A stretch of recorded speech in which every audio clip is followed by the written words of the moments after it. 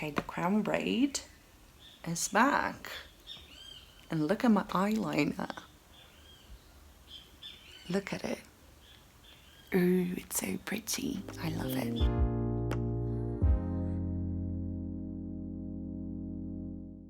If I start sweating in the middle of this video, please mind your business. Well, hello there, welcome back. Today I'm here to read some negative reviews of one of my favorite books, which is Graceling by Kristen Shaw. Yeah, now you can see it. Graceling by Kristen Shaw. You could tell by the amount of tabs that my reread went very well. I reread this for the Graceling read along, which I'm co-hosting with 3 other amazing booktubers, and we had a live show discussing the book, which I'm gonna link up above and down below. All modesty aside, I highly suggest you check it out because it was actually a really good live show and we had some great discussions about the book. So yeah, go watch it. And this month for the read along, we are reading Fire by Kristen Shaw, which is the second book in the Graceling Realm series. But it actually takes place before Graceling, which is very interesting. It's kind of like a prequel of sorts, but with an entirely different cast of characters. And you know, Fire and Graceling are actually companion novels, so you can read Fire without having read Graceling. So if you're interested in joining us this month, you can pick up Fire and then watch the live show on January 3rd, which will be on this channel. The read along Twitter will be linked down below as well if you want to check it out. So, Graceling. This is a YA fantasy that takes place in a fictional land where some people are born with 2 different colored eyes, and these people are the Gracelings. And they are called Gracelings because they have graces, which are basically like superpowers or just a special ability. There are so many types of graces, and they range from super useful things to just useless shit. Like, you have people that are graced with cooking, or with fighting, or with swimming, or with numbers. But then you also have people who have graces such as being able to talk backwards, or just opening your mouth to the length of your head. So yeah, there's all types of graces. In this first book we follow Katsa, who is the niece of a king, and she is graced with killing. And so her uncle, the king, uses her as sort of like a thug, you know, to strong arm the people who go against him or who try to play him in any way. The book starts when she is rescuing someone. It's very hard to talk about this book without giving away spoilers. I'll have to be very cryptic. The book starts when Katsa is rescuing someone who was kidnapped. It's an old man from another royal family, and then she meets the man's grandson, who is a prince graced with fighting, and the 2 of them become friends and go on adventures together, and they go investigate a mysterious king together. That's as good a synopsis as I can give without giving away spoilers, I think. And this prince's name is Poe, and he is just an amazing character. Katsa is an amazing character. I love so many things about this book, and it's fine. So I thought I could read some negative reviews of the book, but I don't want to only give you my reaction. I want to also give you my rebuttal to some of the arguments that people use as to why the book is bad. Just a warning before we get into it. Everyone is entitled to their own opinion. You are allowed to dislike a book, you know, I don't have any problem with that. However, even though everyone is entitled to their own opinion, sometimes your opinion is wrong. Now, am I the judge of that? No, of course not. But if the book says one thing and your opinion says another, and you use that opinion to justify why the book is bad, then your opinion is wrong, because the book didn't say that in the first place. Do you get what I'm saying? So yeah, I'm gonna read some negative reviews and you're gonna see my reaction, and you're also gonna hear my rebuttal, I guess you could say, to the arguments made in those reviews. Let's get into it. Okay, first one. This was pretty much one of the most irritating books of all time, and consistent with my idea of YA fantasy, but I fought my way through it because, gosh darn it, I picked it up at the library, dragged it home with a load of other books and groceries, and renewed it for the I can't talk today. And renewed it for the max number of times. I was gonna finish it. You know, the kick-butt heroine who is just totally kick-butt and doesn't need no one, no way, no how, and yet loves and feels and hates deeply, and yet keeps everyone away because she is bad. Yeah, that one. I hate her. I feel attacked. I mean, that's fair enough. You are allowed to not like a type of character, like that's fine. I feel like this is an oversimplification of Katsu's character, like she is a lot more than that. But it is fair enough, you know, you are allowed to dislike a character. If you don't like her, you don't like her. You know, the quiet, loving hero who worships the ground his heroine walks on, and yet is reasonably quick about himself, while at the same time deferring to the heroine's wishes and not fulfilling any of his own? I hate him too. Did we read the same book? Because that ain't happened. That did not happen. Okay, we just started. I'm not gonna get heated yet. They don't like the characters. It's fine. Katsu was a child, and I hated that she and Poe meandered their way into a sexual relationship because of true love. Oh, true love, okay. And the fact that she would be tied down if she married. By golly, don't you know you don't have to be married to have sex and lead a wonderful, fulfilling life. Now imagine the situation... come on, don't do this. Now imagine the situation reversed. If Poe had fallen in true love with Katsu, but would never contemplate marriage because he thought it would tie him down and keep him from true freedom. Wow, that would be really, really sexist and lame. But if a woman does it to the man whom she loves and who loves her in return, it's a point for us broken feminists. If the roles were reversed, it would be a completely different scenario because of the context it is inserted in. And if you think there is no difference between a man doing that to a woman in a sexist society to a woman doing that to a man in a sexist society, I don't know what to tell you. Because listen, there is no expectation for a man that is married in this society other than maybe produce an heir or two. They are not seen as the wife's properties. They are not expected to be nothing but a parent, to be nothing but a spouse, to be nothing but a person who takes care of the house. Nothing is expected of them for being married. And the same can't be said about the women, okay? The women are expected to be nothing but wives, mothers, and ladies of the house. So don't come anywhere near me saying that, oh, if the roles were reversed, it would be sexist. So why isn't it sexist when it's a woman doing it?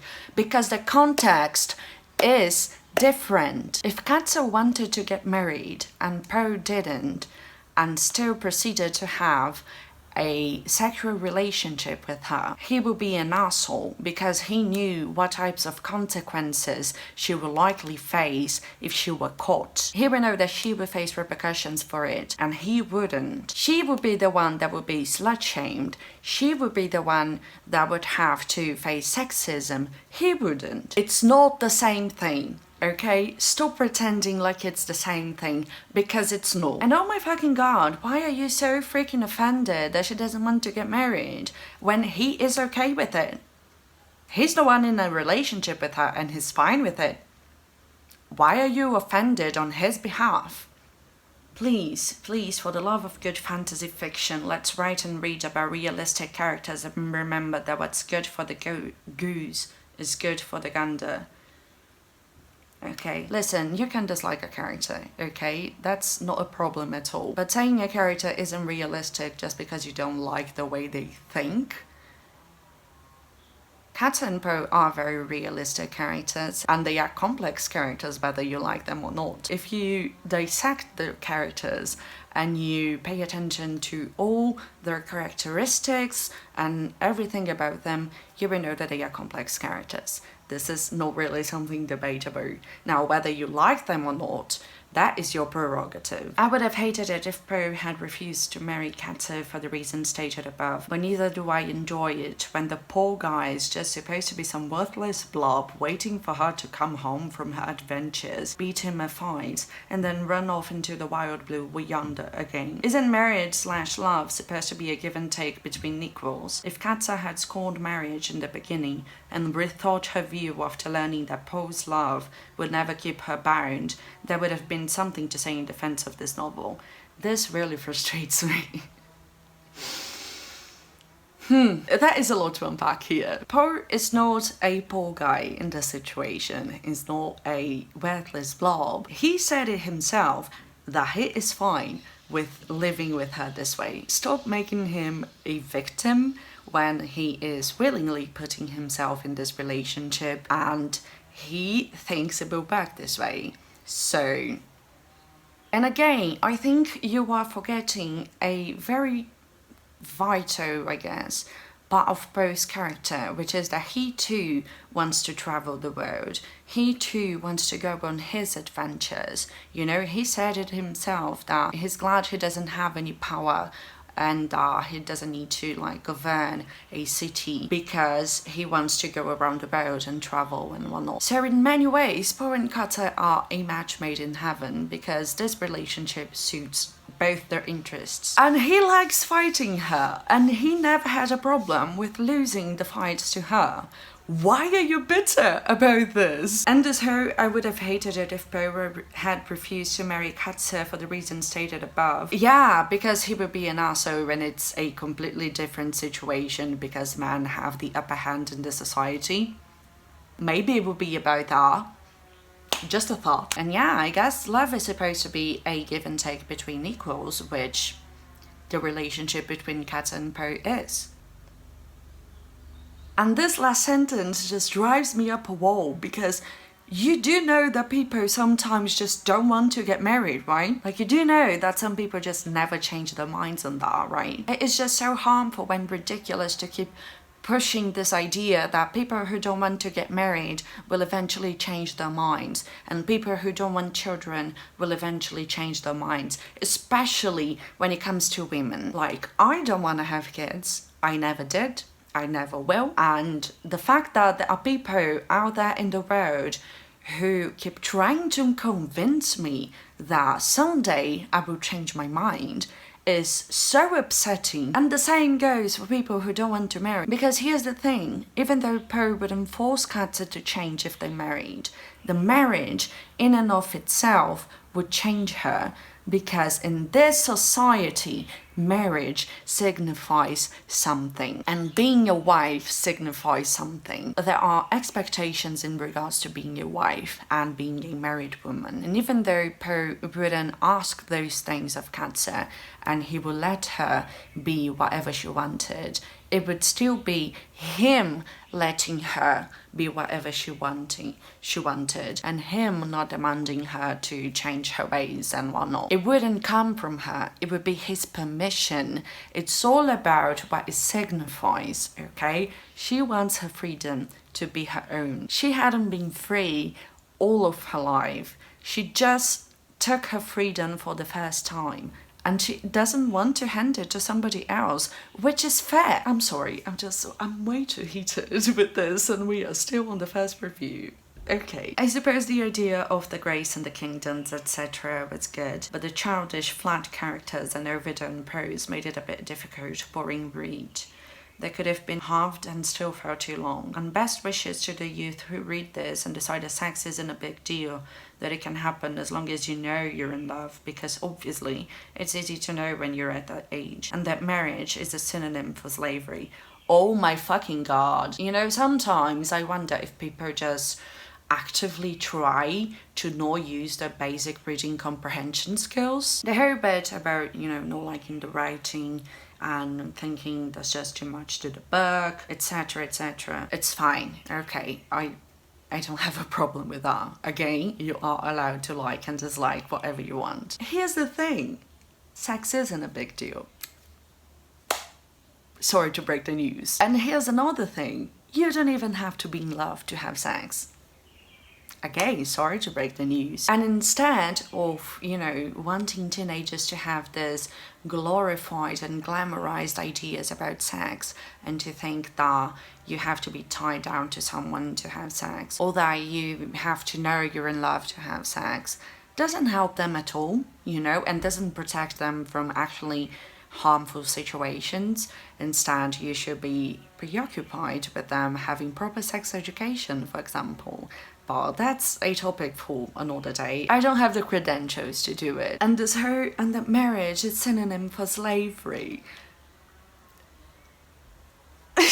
That's not the point. Katsu never looks down upon women who married. She never says that marriage is a bad thing. She just says that she doesn't want it. She just doesn't want it, and she wants her choice to be respected.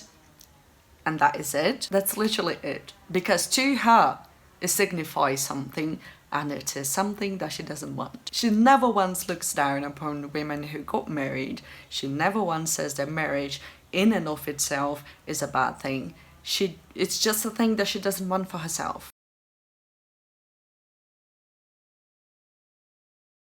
Okay, next one. DNF. This book was not for me. It has a pretty cover and an interesting premise, but sadly, this is where my admiration for it ends. I really hated this author's writing style. The sentence structure and dialogue felt very juvenile to me. At one point, I checked to see if it was actually a children's book instead of a YA. The writing style bothered me the most when it came to scenes involving fighting. The descriptions of the characters' actions were very clumsily written, and I had a hard time picturing what was actually happening. Okay, this is fair enough. I mean, I think saying that it reads like a children's book is a bit much, but I mean, it's fine. You don't like the writing, that's okay. That's a fair critique too. Another issue I had was that there were several elements of the story that seemed silly or far-fetched. I thought the secret council was a cool concept, but I found it extremely unlikely that one of the Seven Kings wouldn't have heard about it, given that it was supposed to be this far-reaching thing that tons of people apparently knew about. That's fair enough. I mean, I had never thought about that, but you have a point. I think I always just assumed that the council was this thing that kings knew about, but they didn't know who was actually involved. Like, they knew there was a council that was doing all of these missions and whatnot, but they didn't really know that Kata was a part of it. I guess that's what I assume, but you do have a point. What world building there was in this story felt a bit lazy to me. The names of 5 of the 7 kingdoms are just north, south, east, west and middle, with the spelling reworked a little bit. I mean, Wester? Yeah, I have nothing to say on that.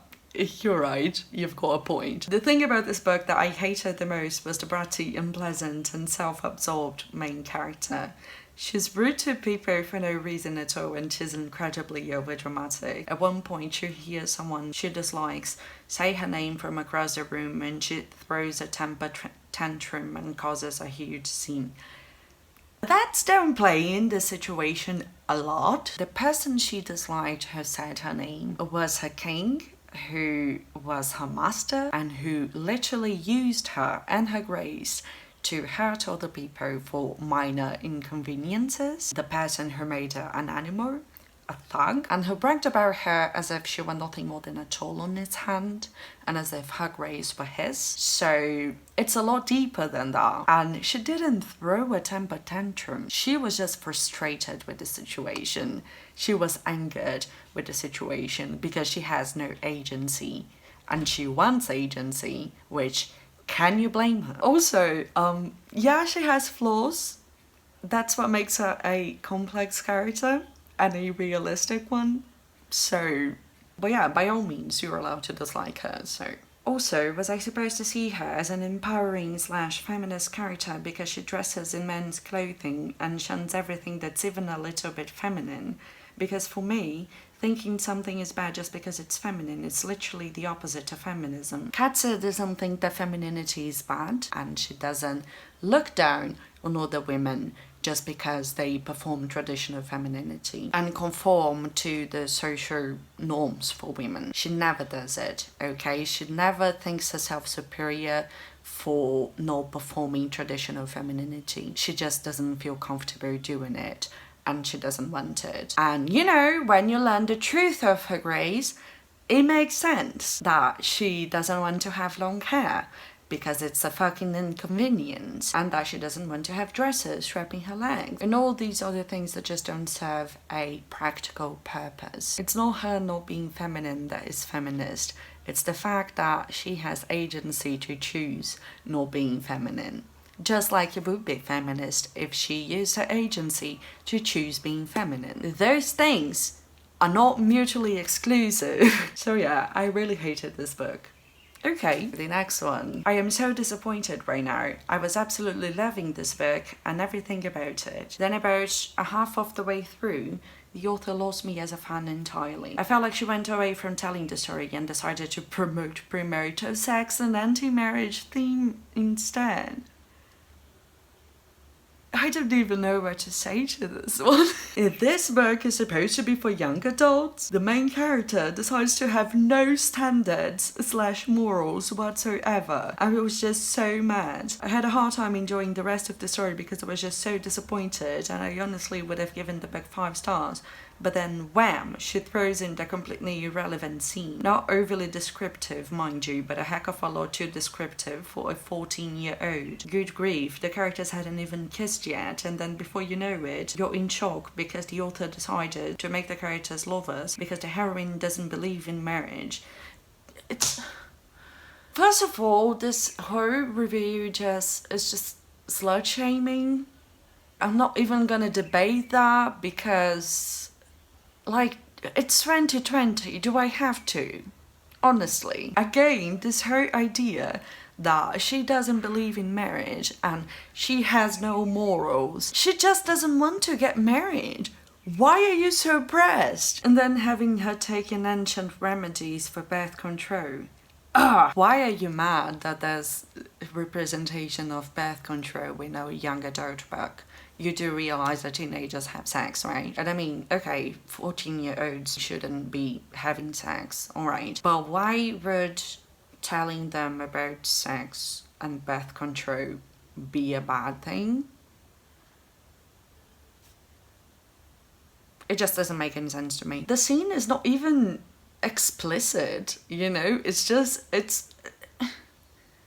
I don't understand. I'm sorry, I don't understand. I have 3 little girls and it just makes me sick to think about how much our society is pushing that this is okay to our youth. Because it is okay. Jesus. Anyway, after this all takes place in the story, it all went downhill from there for me. The villain of the story is so evil, disgustingly evil. Well, he's the villain.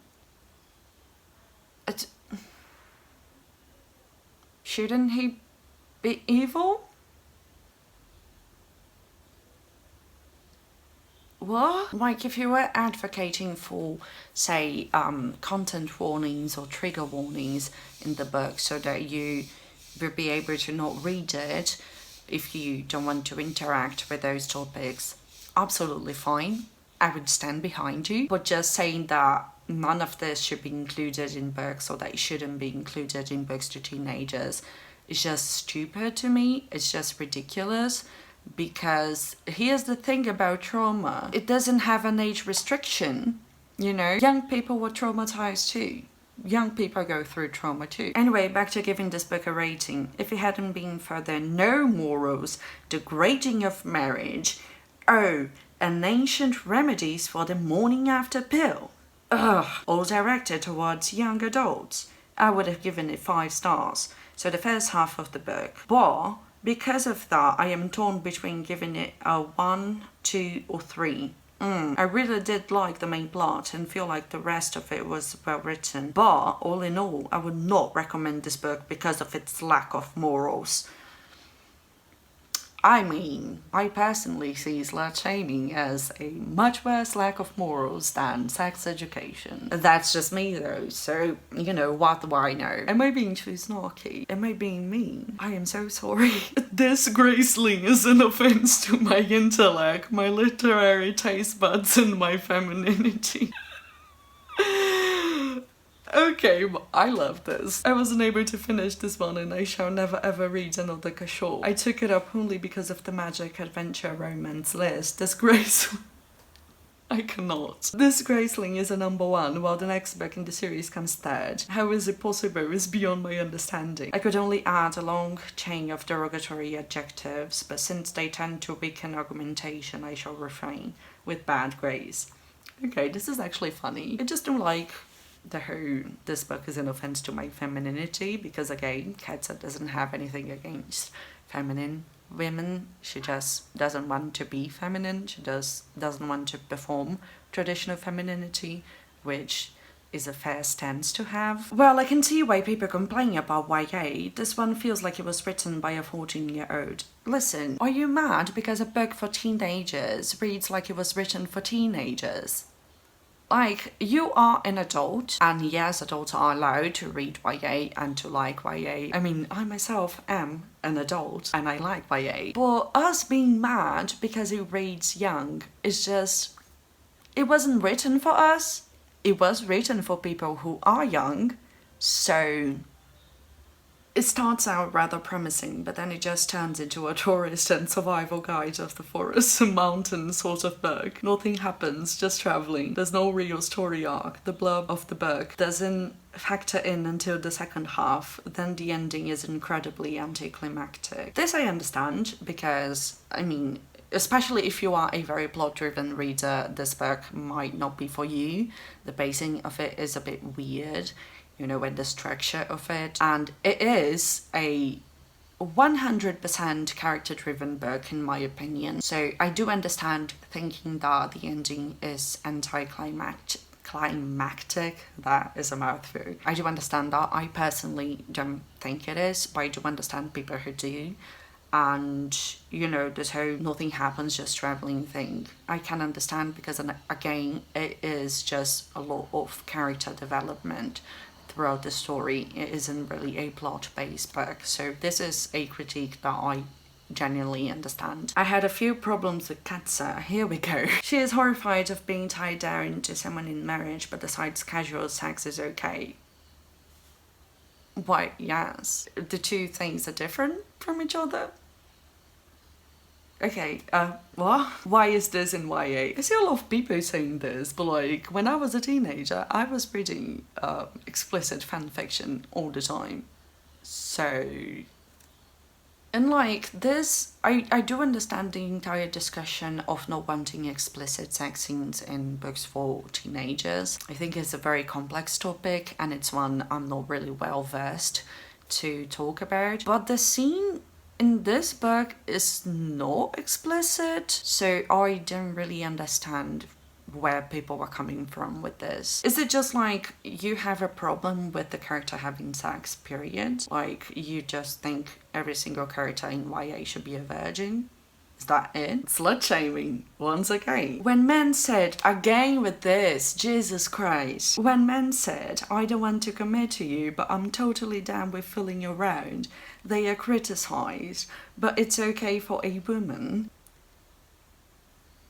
I'm not gonna repeat what I said before. You've heard it already. You understand where I'm coming from.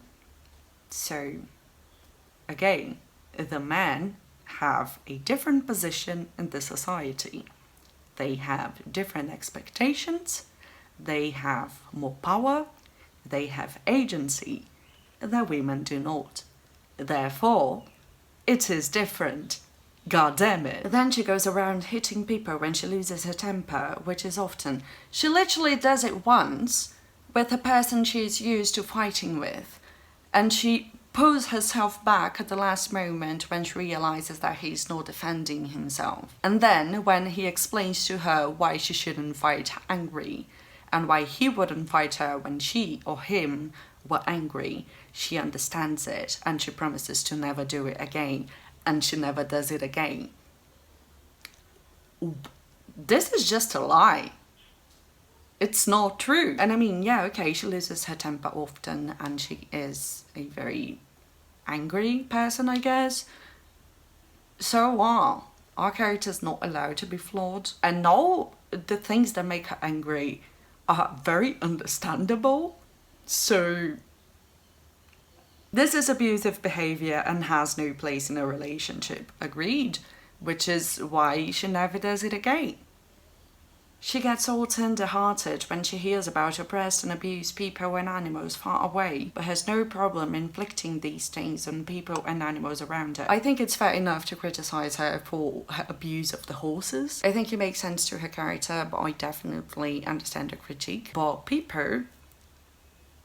that is just not true. The villain's motives are never really explained. He's not even in the first half of the book. We rarely see him, just hear about him. Politics, culture, economics, and general world building is also seriously lacking. I mean, fair enough. So, that was fun, I guess. Not for me particularly, I got very heated very fast. But I hope you had fun. I mean, someone not to have, right? Also, I'm gonna link up above and down below a video that Rachel from Reads with Rachel did on Graceling and on why she was so mad with a lot of the reviews that the book got, you know, because of this type of thing that I discussed here. And she goes a lot more in depth about this, and so I would highly recommend you check it out. It's a great video. Again, I genuinely don't think that you have to like all of the things that I like, and I don't think you're stupid if you dislike something I love, you know, that's not it at all. It's just sometimes people say things that are factually not true. But yeah, that's it for today. Thank you so much for watching. Leave a like, comment and subscribe if you feel like it, and as always, I'll see you around.